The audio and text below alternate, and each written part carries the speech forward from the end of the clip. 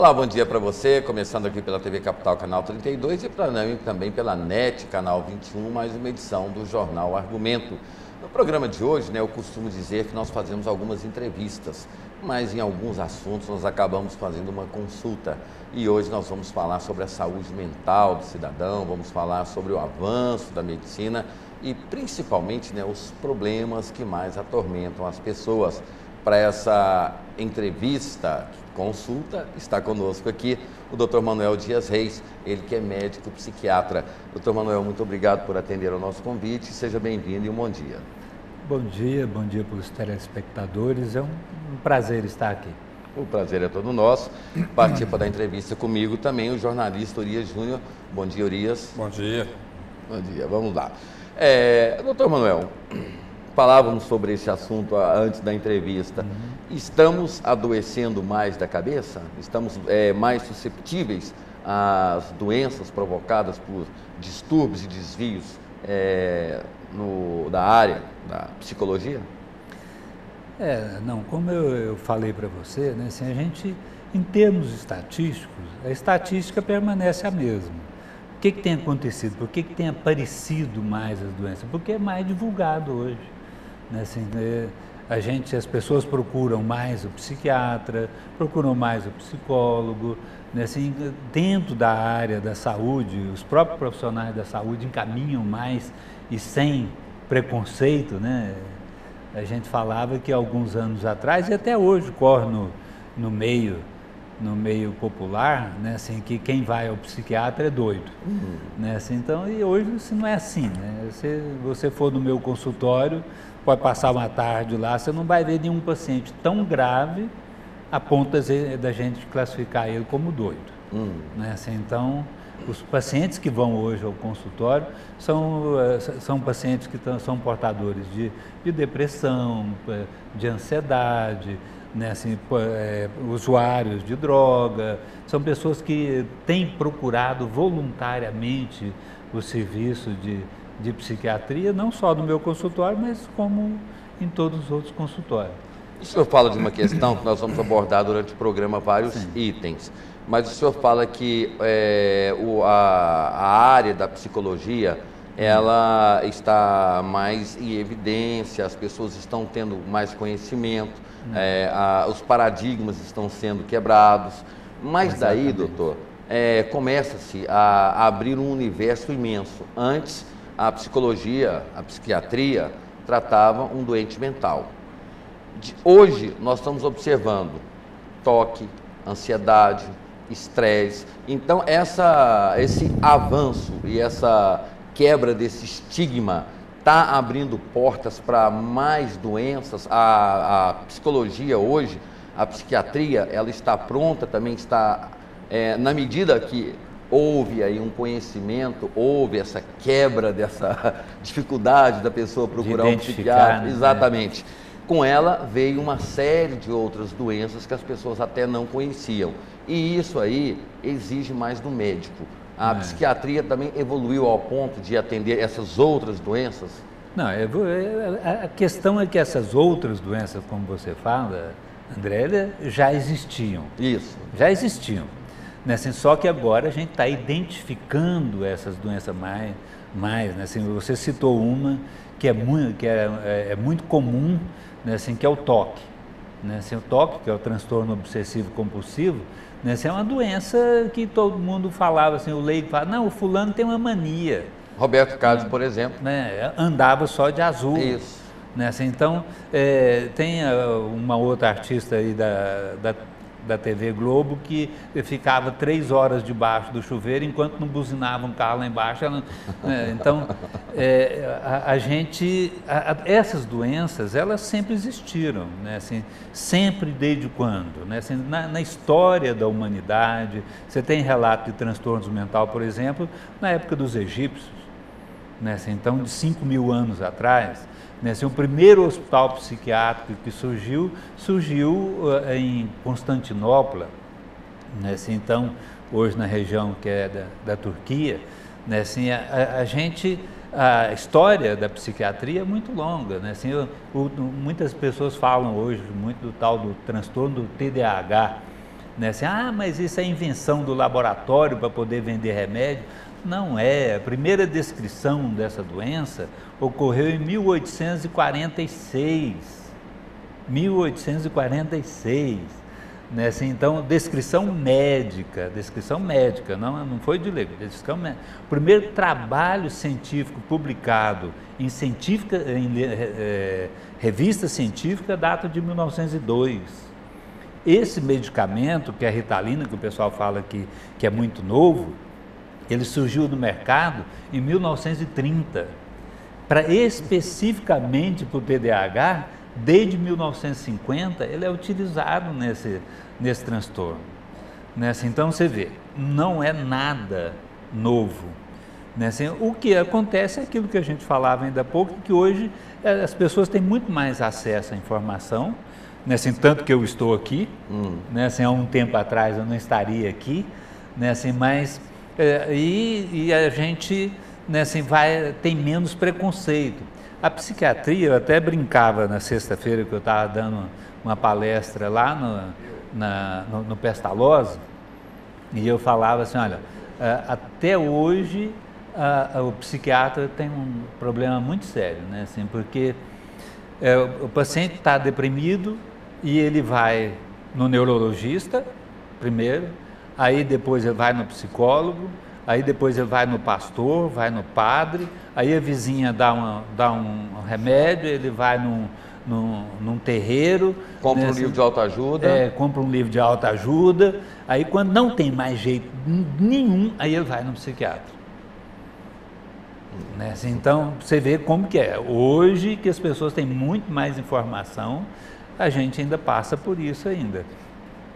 O senhor tratou de uma série de assuntos que eu acho assim, fascinantes, que eu acho que a gente tem que secar um a um.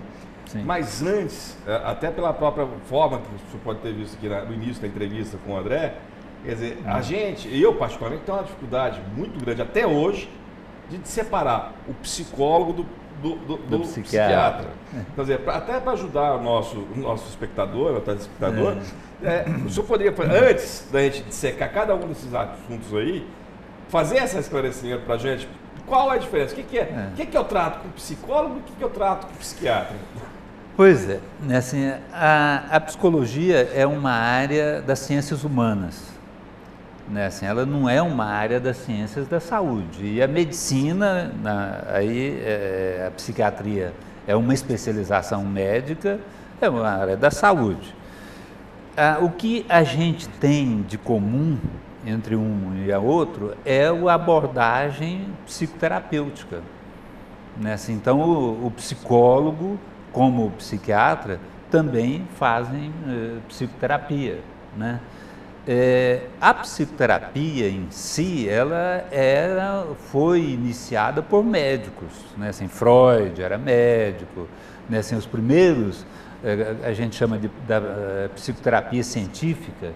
Então, Freud criou a psicoterapia científica. A partir de Freud, até mais ou menos no meio do século passado, quem dominava essa área da psicoterapia eram os médicos, com a psicanálise. E aí foi criada a psicologia como profissão foi reconhecida no Brasil em 1968, que é muito recente, E a psicologia foi entrando nessa área que também é uma área dela. Então, a gente faz a interface. Nós fazemos, o psiquiatra faz a interface com a psicologia e faz a interface com a neurologia. Então, é uma área dela. Mas, à medida que o tempo foi passando, com o desenvolvimento da medicina, com o desenvolvimento dos recursos diagnósticos, que hoje nós temos muito recurso diagnóstico, sem pensar, quando eu formei há 37 anos atrás, que mal a gente tinha um raio-x, e hoje você tem uma ressonância magnética que você vê o cérebro em 3 dimensões, você tem uma ressonância magnética que você vê a função cerebral. Então, os médicos hoje foram afastando mais da psicoterapia, são poucos os médicos hoje que são psicoterapeutas, e a psicologia foi entrando mais nessa área da psicoterapia. É a única área que a gente confunde, porque o psicólogo faz psicoterapia e o médico também faz.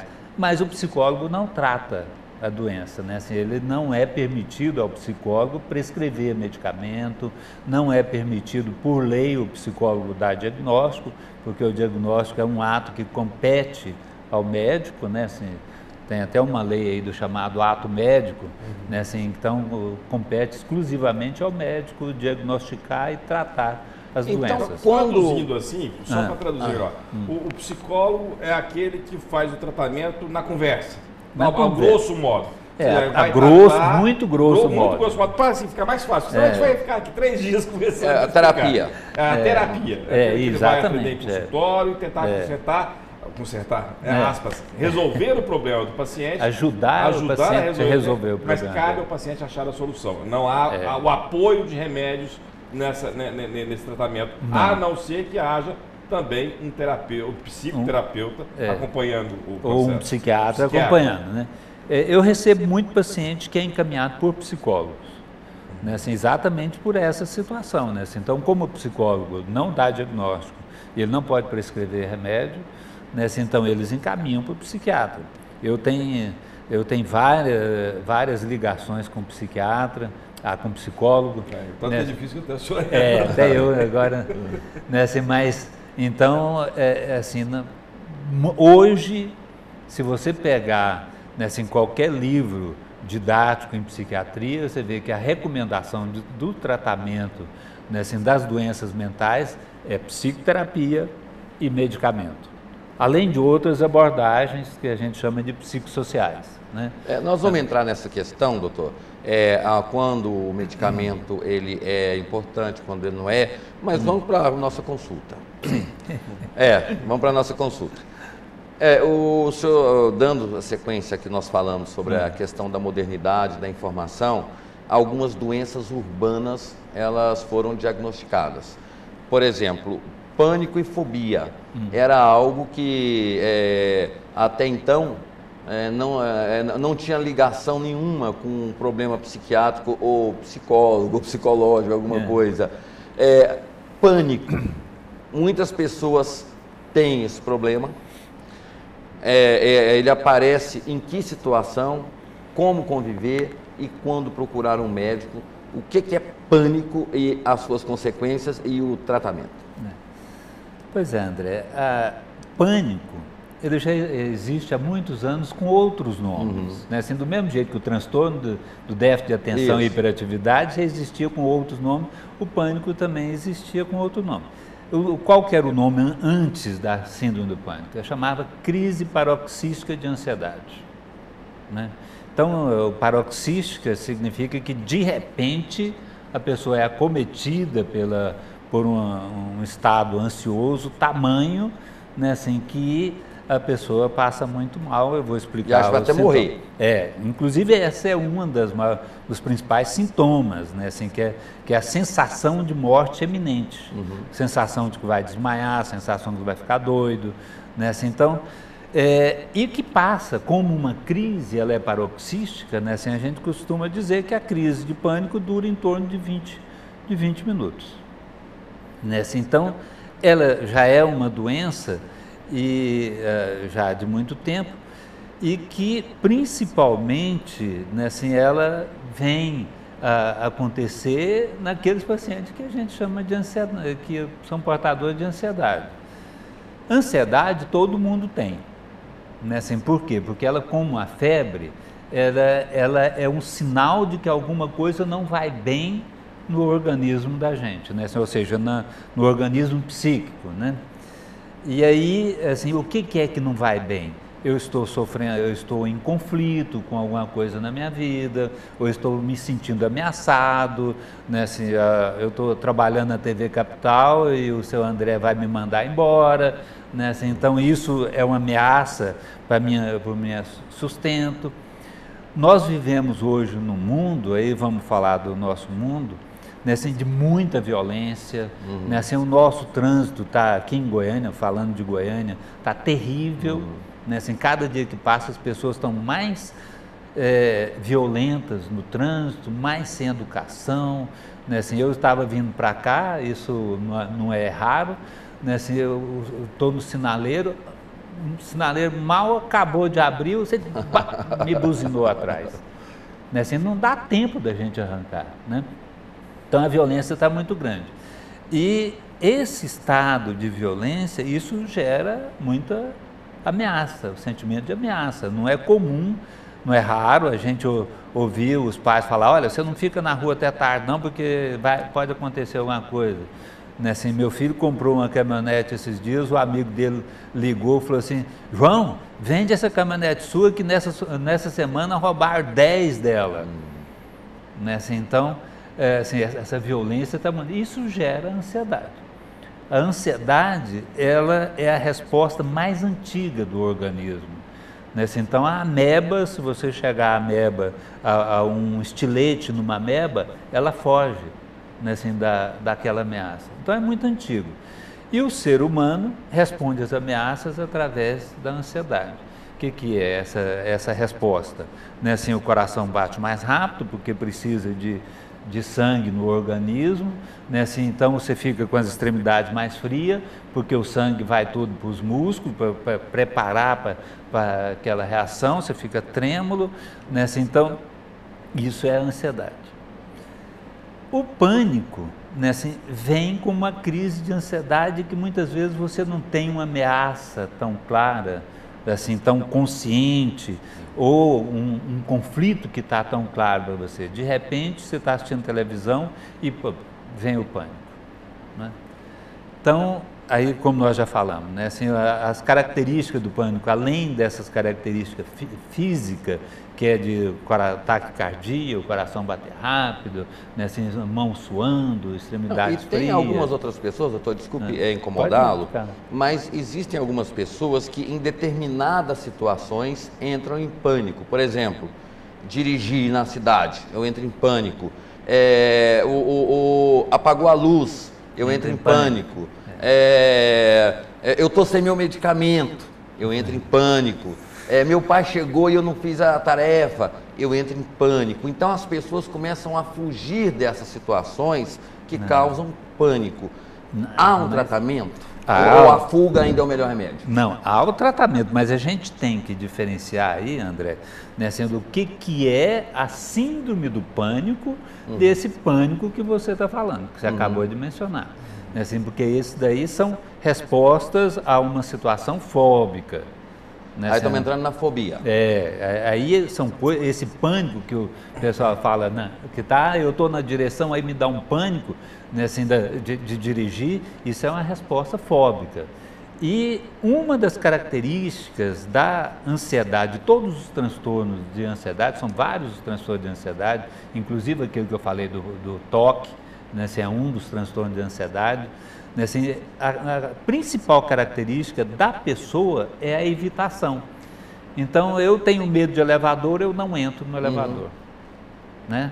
Então, a pessoa que tem uma crise de pânico, né, eu estou fazendo uma caminhada lá no Parque de Areião, aí de repente me vem a crise de pânico, né, assim, eu tenho a sensação de que eu vou ter um ataque cardíaco ali, eu passo a evitar ir no Areião. Eu passo a evitar fazer caminhadas. Sem que haja motivo para esse pânico surgir, né? Não tem um motivo aparente. De repente surge, né? Então, assim, fazendo uma leitura do que o senhor disse, o pânico, ele pode ser desenvolvido por um processo agressivo de ansiedade e de estresse. Aumento da ansiedade, exato. Né? Aumento da ansiedade. E tem o outro lado também, que é o lado do pânico, que é associado à fobia, que é uma situação ali pontual. Ou seja, se eu passar num túnel e o trânsito parar, eu fico louco. Então, assim, existe essa... Agora, o tratamento para isso, doutor? Psicoterapia e remédio. Né? Sendo a psicoterapia que nós falávamos ainda agora, né? Assim, então... E o remédio, existem remédios específicos para a ansiedade que são os classificados como benzodiazepínicos, né? Assim, então, é muito conhecido o Lexotan, né? Assim, é muito conhecido o diazepam, Lorax, Frontal, que está mais na moda, o Frontal, né? Assim, o Rivotril, né? Assim, eu estou falando nome de marca, né? Não, é bom e importante. Agora, doutor, o senhor falou sobre isso. Urias, só um pouquinho, Urias, só para continuar nessa linha.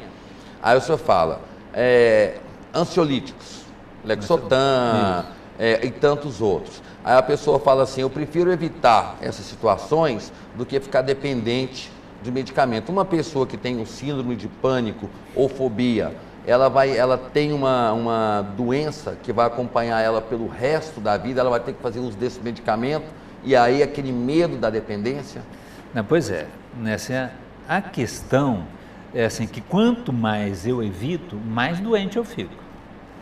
Né, assim, então, a evitação não é o melhor caminho é fazer o tratamento.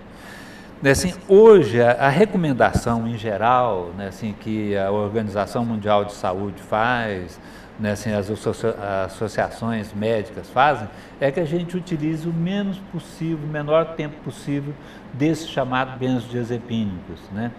Porque eles têm esse potencial, não é propriamente de dependência, mas de abuso. Porque é muito mais fácil, né, assim, eu enfrentar uma situação tomando o remédio, do que eu enfrentar mesmo, ir lá de cara limpa e falar assim, pô, eu tenho medo de elevador, né, assim, mas eu vou entrar no elevador e vou enfrentar esse meu medo. Né, assim, eu tenho medo de avião e eu vou entrar no avião e vou enfrentar esse medo. Não, é mais fácil eu tomar o meu comprimidinho, aí eu fico tranquilo, né, assim, e vou. Né, assim, então, esse abuso que muitas vezes eu já cheguei a ter paciente que tomava 12 comprimidos de Lexotan na dosagem maior de 6 miligramas por dia. Isso é abuso, né? O que nós fazemos hoje? A gente recomenda que o paciente tome esses medicamentos em situações de crise, né, assim, em pouco tempo possível, e a gente passou a utilizar alguns medicamentos que são antidepressivos e que eles têm também uma ação muito boa na ansiedade. Né, assim, e aí então, tem aquela história. Só porque não passa. Não passa o momento. Com essa questão do tratamento, eu sou da criação antiga.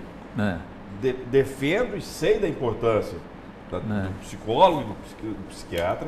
Tenho um filho com TDA sem hiperatividade, que faz tratamento desde criança, ou seja, vejo essa necessidade. Mas ao mesmo tempo, e até um pouco por causa dessa experiência particular, eu acredito que falta a boa parte do pessoal que tem qualquer tipo de doença da cabeça, vamos chamar assim, né? A vontade de enfrentamento. Que é uma coisa que eu brigo, até com meu filho. Falo, olha, você precisa do remédio, mas além do remédio, você precisa querer melhorar. Ou seja, você tem que enfrentar os seus medos, enfrentar a sua ansiedade. Época de prova, por exemplo, lá em casa é uma tristeza. O banheiro está sempre ocupado, né? Quer dizer, sempre na época de prova ele fica doente, pega uma gripe e fica doente de verdade, com todos os sintomas. Se é gripe, dá tosse, dá espirro, dá coriza. Então, o que acontece? Quando eu vejo a situação, eu vejo que falta um pouco às pessoas esse desejo de ultrapassar o limite, de enfrentar o medo e ganhar a luta. Tá bom, doutor, aí... Existem diferenças, mas também existe isso. Tá, mas aí eu vou pegar o gancho dele para o senhor nos esclarecer uma situação.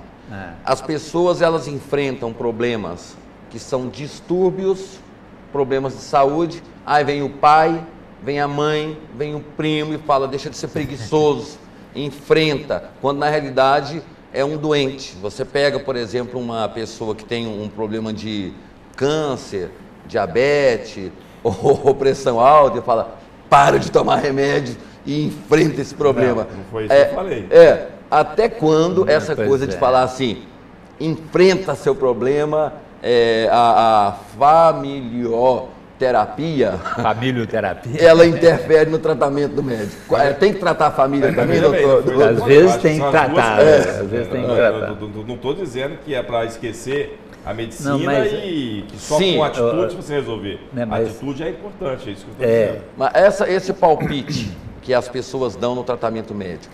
Olha, não deixa de ter razão. Né, assim, mas a gente tem que levar em conta, né? Ontem eu atendi um rapaz que é usuário de droga E eu falava exatamente para ele falou assim, olha, eu vim hoje, a primeira vez que eu estou vindo um médico, ele está fazendo uso de crack, é um profissional, um autônomo, um profissional da área da saúde, né? Assim, então eu estou fazendo uso de crack e eu estou vindo ao médico para poder começar um tratamento pela primeira vez. Aí eu disse para ele, olha, essa é a principal coisa, né? Assim, porque você, como da área, assim, é profissional autônomo, ele é também da área da saúde, né? Assim, nenhum paciente vai lá obrigado, né? O paciente que vai obrigado com você não vai conseguir ajudar esse paciente, né? Então, o princípio da pessoa se ajudar, né? Assim, ele é muito importante, né? Assim, tem que partir dele. Agora, quando a gente está doente, principalmente no caso da ansiedade, no caso do TDAH, né, assim, depressão.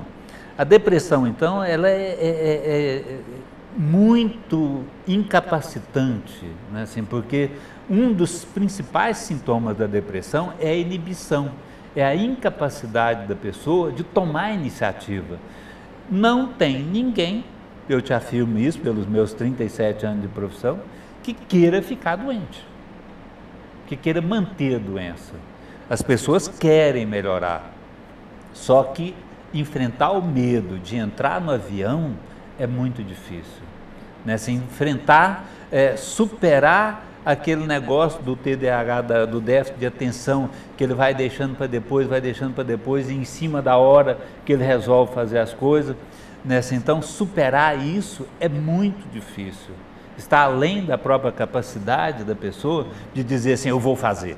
Ele tem esse projeto, não sei se deve acontecer com o seu filho, ele fala, eu sei, eu tenho que fazer, mas aí o telefone toca, ele vai atender, aparece o André falando uma coisa interessante na televisão, ele vai dar atenção para a televisão, né? Assim, ele toca uma buzina lá na rua, ele sai Então, não está na vontade dele, porque é diferente de um paciente de câncer, né? Assim, porque o paciente de câncer, assim, ele vislumbra a morte, né? Assim, fala, eu tenho que fazer tudo, né? Assim, para que não aconteça o pior, né? Então, ele entra em se submete, inclusive, a essa coisa horrível que é a quimioterapia, né? Assim, que a pessoa sofre para danar com a quimioterapia, mas na esperança de que isso vai melhorar o estado de saúde dele. O transtorno mental, a pessoa não está correndo risco de vida, em princípio, né?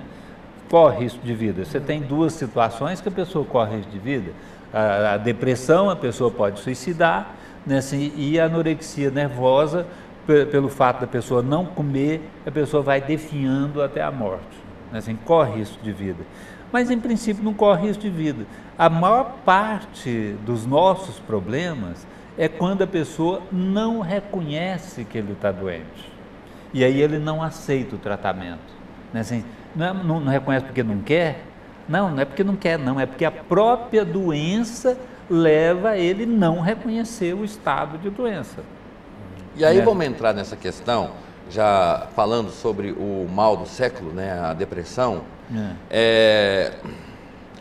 A gente vai entrar depois nessa questão dos sintomas, mas normalmente uma pessoa que ela tem uma depressão, ela, como o senhor mesmo disse, né, ela não faz opção pela vida, ao contrário de quem tem um câncer, ele quer lutar para sobreviver. Quem tem qualquer outra patologia, ele... Desculpa, inclusive isso é estatístico, né? Assim, uma pessoa que tem câncer e que o médico pergunta para ele, o que você pensa assim, para o seu futuro? Ele fala, não, eu vou morrer, ele morre mais rápido. O outro fala, não, eu vou viver, eu ainda tenho muita coisa pela frente, eu tenho meus filhos para poder cuidar, ele vive mais tempo. Então esse isso fator, é estatístico. Esse fator assim do pensamento positivo, ele acaba influenciando. Mas já na depressão, a pessoa involuntariamente, ela é levada pela doença a desistir de projetos, ou seja, de perder o convívio social, perder vontades, planos, projetos, ou seja, é um desejo de morte inconsciente, onde a pessoa ela vai assim, isso é uma consulta que eu estou falando, ela vai sendo abatida. Quando Porque as pessoas banalizaram muito. Falam assim, hoje eu acordei meio deprimido. Meio deprê. Hoje eu acordei meio deprimido. Hoje eu não conversa comigo não, que eu estou deprimido. Banalizou-se muito essa questão da depressão. Estão subestimando o potencial dessa doença? Eu acho que tem muitas pessoas que subestimam. Né? Então, principalmente quando a pessoa fala assim, olha, eu não tenho mais desejo de viver. Né? Então, não, isso é chantagem, está querendo chamar a atenção. Né? E a gente sabe também, estatisticamente, que grande parte das pessoas que suicidam, elas anunciam antes que vão suicidar. Né? E tem aquela história, né, cultural, né, entre nós aqui, que fala que cachorro que late não morde. Isso. Né? Mas no caso da depressão morde. Né? A pessoa suicida mesmo. Né? Mas olha só, como eu disse ainda há pouco, né, a depressão, um dos sintomas da depressão é a inibição. A pessoa vai perdendo vontade de tudo. Ela não deseja a morte. Ela vê a morte como a única saída para a vida dela. Não é que ela deseja, ela no fundo também ela não quer morrer. Né? Mas ela vê como uma única saída. E existem várias formas de você expressar esse sentimento, né, de que não tem mais sentido viver. Né, você perde totalmente o prazer de viver. Esse, inclusive, é o ponto principal no diagnóstico de depressão, que é a perda do prazer de viver. A pessoa fala assim, não, se eu tivesse jeito, eu sumia no mundo, ia para um lugar distante, onde ninguém ia me ver, né? Eu queria, se eu pudesse enfiar a cabeça dentro de um buraco, entrar dentro de uma caverna, isolamento, ficar isolado, né? Se Deus me tirasse, não, eu acho que a saída é eu morrer, né? Então a pessoa vai chegando ela acha que ela é o problema. Ela vai chegando num ponto onde ela não consegue ver saída para os problemas da vida dela.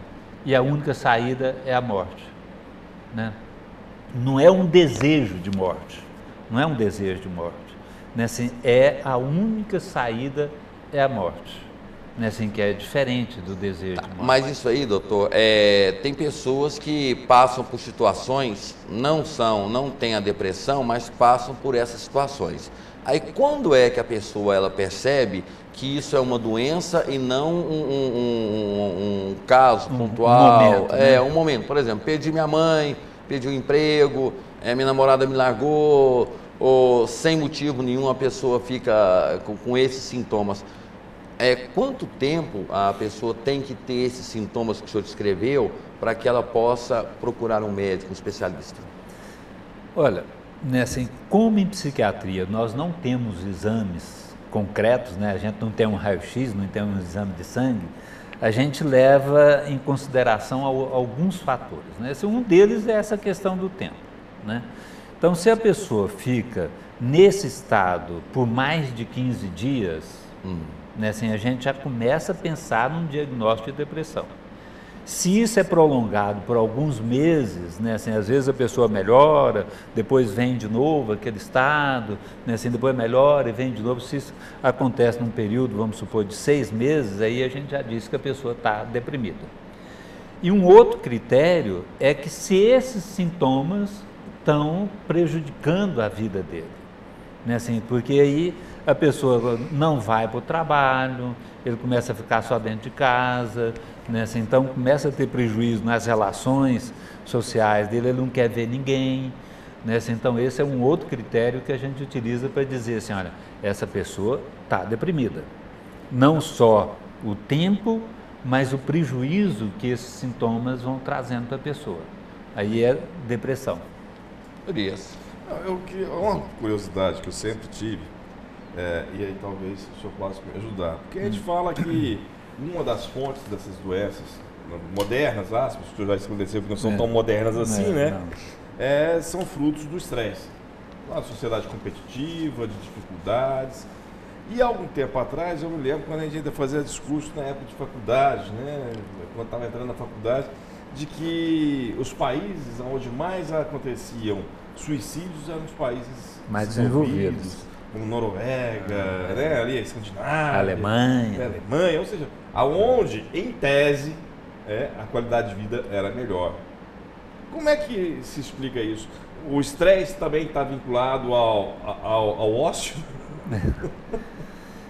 Olha só, né, assim, o estresse contribui muito para a doença, né, assim, então, mas contribui quando? Né, assim, quando você já tem uma predisposição para essa doença, né, assim, porque senão todo mundo iria adoecer, né, assim, porque hoje a nossa vida, a vida moderna, né, assim, ela é muito estressante, né, eu falava ainda há pouco do trânsito, e aí, assim, o excesso, a sobrecarga de trabalho, as exigências... Atividades múltiplas. Né? Atividade múltipla, a competição que exige, né? Assim, a sociedade exige hoje que as pessoas sejam bem-sucedidas, né? Assim, então, isso tudo leva a uma situação de estresse e que, se a pessoa tem uma predisposição para a doença, ela acaba adoecendo. Aí, de depressão, de ansiedade, esquizofrenia, né? Assim, e outras doenças mentais. Problemas cardíacos. Problemas cardíacos, né? Assim, tem a chamada síndrome metabólica, né? Assim, que as pessoas vão engordando, e principalmente essa gordura abdominal que leva a pessoa a ter problemas cardíacos, né? Problemas mentais junto com isso. Bom, a questão lá de cima, né, assim, está muito ligado, lá de cima que eu falo é lá na Europa, né, assim, eu morei 3 anos na Alemanha, né, assim, então está muito mais ligado ao clima, né, assim, porque a gente conhece um tipo de depressão chamada depressão sazonal, é uma depressão que ocorre com o clima. Eu vou falar do nosso país, aí você vai entender lá. Você já viu falar que agosto é o mês dos cachorros loucos? Né, assim, a grosso modo também é o mês de velho morrer? Então, aí em hospitais psiquiátricos, a gente sabe que no mês de agosto os pacientes ficam muito mais agitados, né? Quando que é o mês de agosto nosso? É inverno, né, assim, numa determinada época do ano, né, assim, só que no nosso inverno aqui é o contrário, né, assim, a gente tem mais calor do que frio, né, assim, então a doença no inverno, nessa época do ano, tende a piorar, né? Assim, então, mas tem pessoas que elas têm depressão independente da época do ano, né? Então a pessoa fica deprimida todo ano no mês de maio, a gente também chama de depressão sazonal. Agora lá é muito característico isso, né? Assim, eu não sei se você conhece lá a Europa. No inverno não. Então, no inverno não. Na Alemanha, 9 meses do ano sem sol. Então, né? doutor... Aí o tempo fechado contribui muito para a depressão. Dá para a gente entender então que o fator climático também, ele interfere no organismo e principalmente... Agora, voltando um pouquinho nessa questão, nós vamos falar de estresse daqui a pouco, vamos ver se o tempo dá. Na medida que a medicina psiquiatra evolui, vão se descobrindo novas doenças. Eu volto naquela questão do pânico, da questão da fobia. Aí descobriu-se o quê? Aquela depressão bipolar. Aí fala assim, como é que pode uma pessoa deprimida? Hoje ela está fazendo planos de ir para a Europa. Amanhã ela joga tudo fora. Então esse cara é louco. É louco. Explica pra gente o que é essa depressão. Essa bipolar. Bipolar. Né? Na verdade também não é muito nova, não. Nada é novo. A medicina que está evoluindo, né? As doenças sempre existem. Troca os nomes, que está sendo democratizada. Troca os nomes, vai adequando mais a época que a gente vive, né? Então, o transtorno bipolar, ele já recebeu vários nomes, um deles era chamada loucura circular, né? Assim, quando eu formei, a gente chamava de psicose maníaco-depressiva. Né? Assim, então, passou para depois transtorno afetivo, hoje é o transtorno bipolar. Né? Assim, então, vai mudando, em função da adaptação, que a gente vai conhecendo melhor os sintomas e vai podendo dar um diagnóstico mais preciso, né?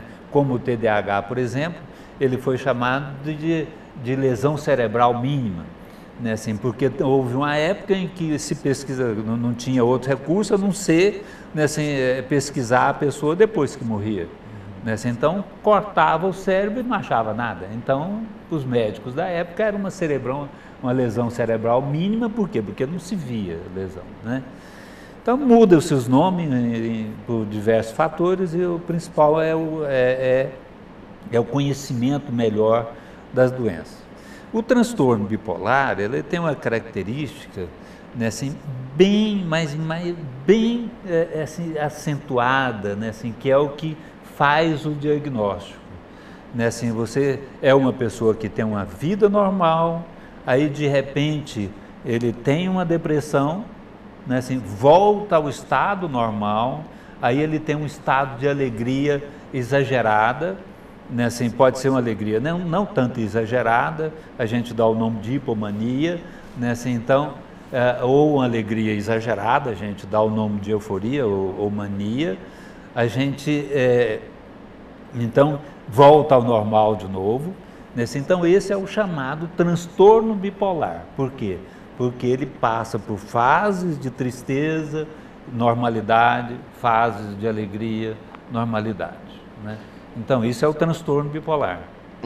Também é uma doença. É uma doença. Aí nós temos um problema. O bipolar, ele não precisa ter as fases dele, o tempo entre uma coisa e outra pode ser de segundos. Não. Ou seja, hoje ele tá nervoso, briga com todo mundo e depois acalma. Isso é ser bipolar? Não. Porque eu já vi gente falar, eu sou bipolar, que eu tô aqui calminho e de repente explodo, depois volto. Aí, olha, o transtorno bipolar hoje é um dos transtornos, junto com o TDAH, é um dos transtornos mais estudados que existe em psiquiatria. Né, assim, porque confunde com muitas coisas. Uma das confusões que acontece é com outro transtorno que a gente chama de transtorno emocionalmente instável.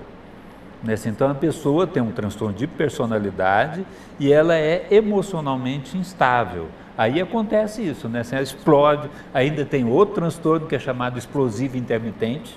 São muitos os transtornos psiquiátricos, vocês não têm ideia, são quase 100. Eu vou dizer que eu sou normal, não tem problema não. Tanta coisa. São quase 100 os transtornos psiquiátricos, né? Assim, então, assim, tem esse transtorno explosivo intermitente que é como se fosse você jogasse um palito de fósforo na pólvora, né? A pessoa está bem e puff, explode de repente, né?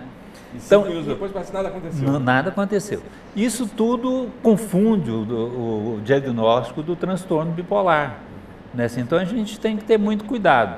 E aí é onde as pessoas, como é muito comum, a pessoa vai, porque eu tenho transtorno bipolar. Aí você vai ver, não tem transtorno bipolar. Né? Assim, o que a pessoa tem é um transtorno de personalidade emocionalmente instável. Agora, doutor,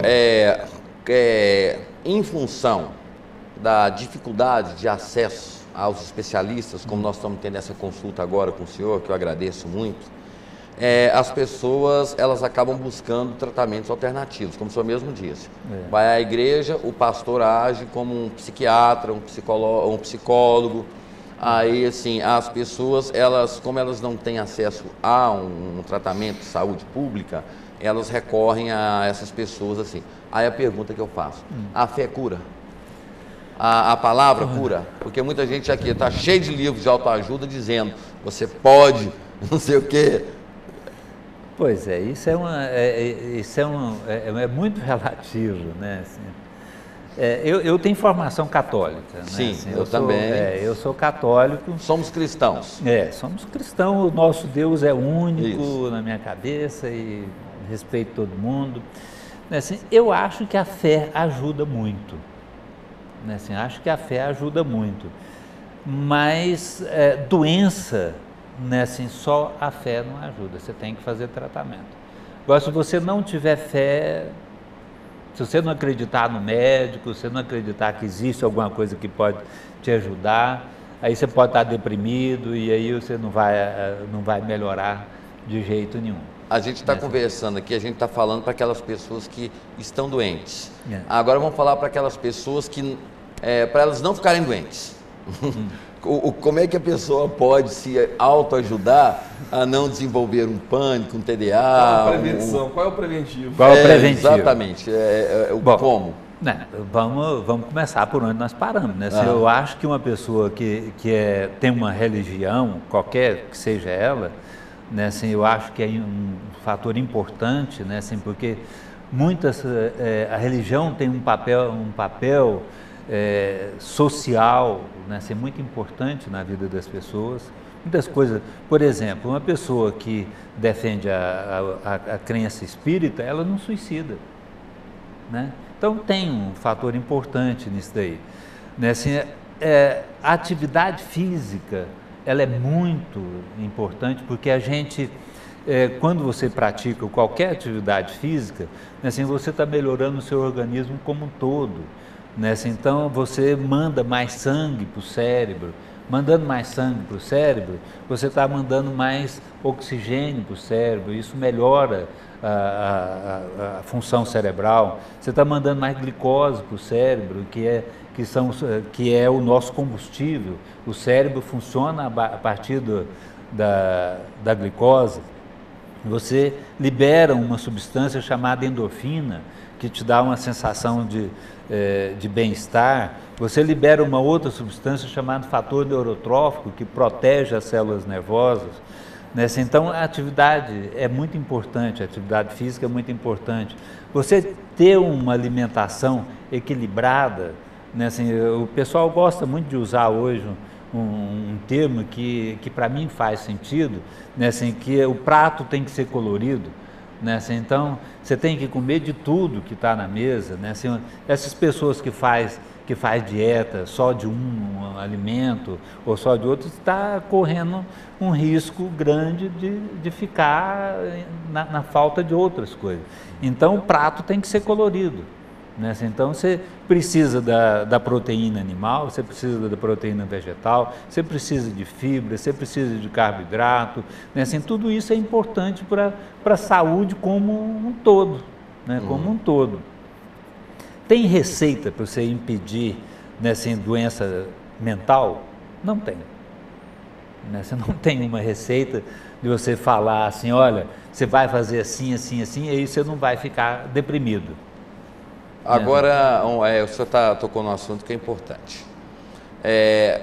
Não existe um tratamento para que a pessoa possa impedir, mas existe um trabalho, um médico-paciente que pode tratar.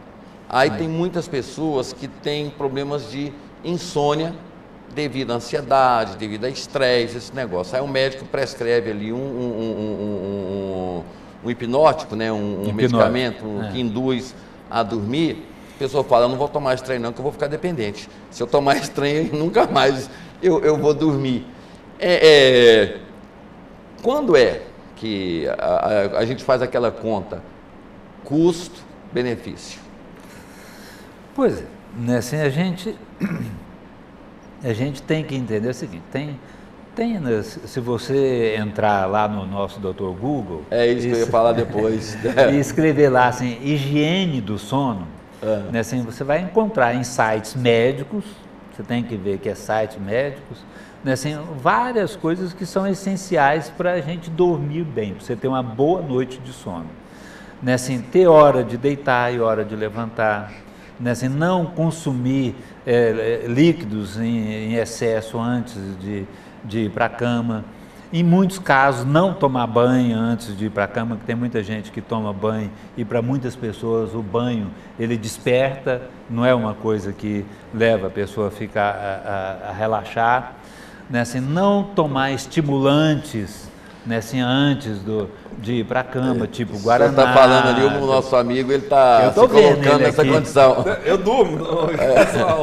O banho, para mim, é uma maravilha. Pois é, mas... tomar o banho, deitar e durmo como feito um bebê. Nossa. Então, a gente está falando daquelas pessoas que não o que eu fiz fazendo comentário com ele ali, né? Foi porque eu acho assim, que é o que o senhor falou, cada um tem uma forma de ser tratado. Exatamente. Dizer, o que é bom para mim pode ser ruim para o André e o que é bom para nós dois pode ser pior para o senhor. Pois é. Aí as pessoas falam assim, doutor, e aquele cochiladozinho depois do almoço?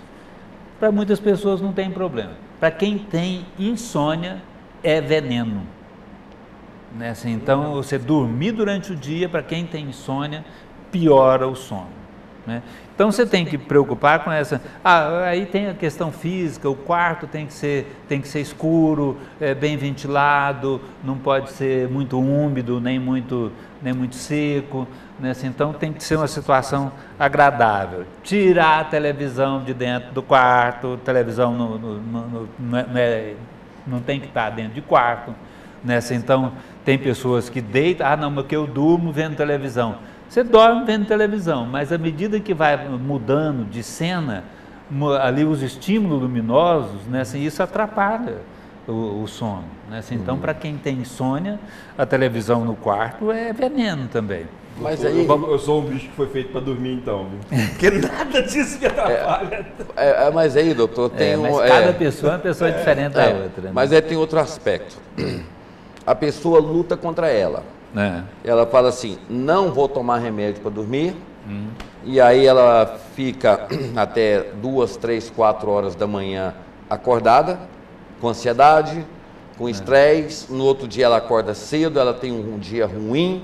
Dor de cabeça, irritabilidade, não presta atenção. Isso, exato. Aí ela chega em casa, cansada, mas não dorme. Aí fala, não vou tomar o remédio porque eu não quero ficar dependente.